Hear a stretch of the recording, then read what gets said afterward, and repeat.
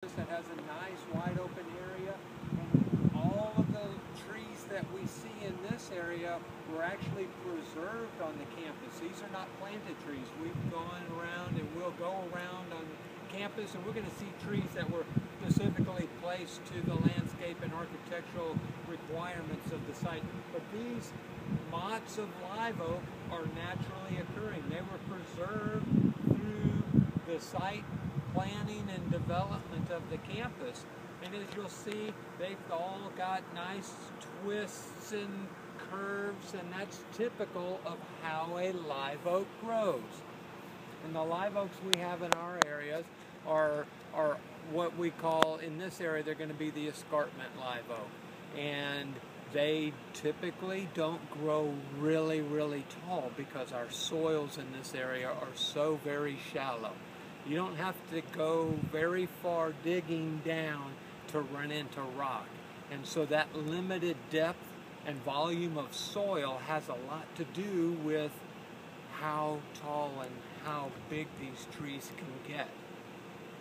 So when you look at our live oaks, they have an evergreen appearance. They stay with their leaves almost all year long, but it's not a full evergreen. We consider it a semi-evergreen because in the springtime it will lose all of its leaves and then put on a new seasonal flush of leaves after that shedding that it does.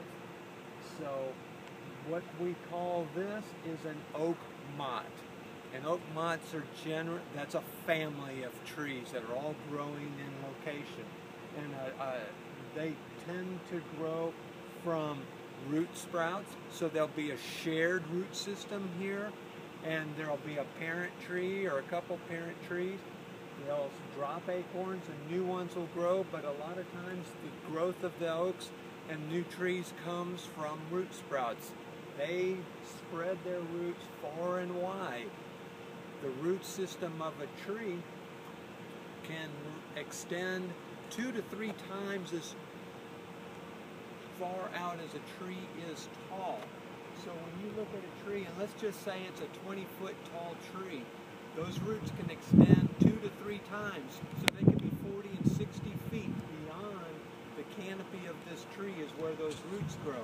And when I look out across this, I guess we could call it a savanna here.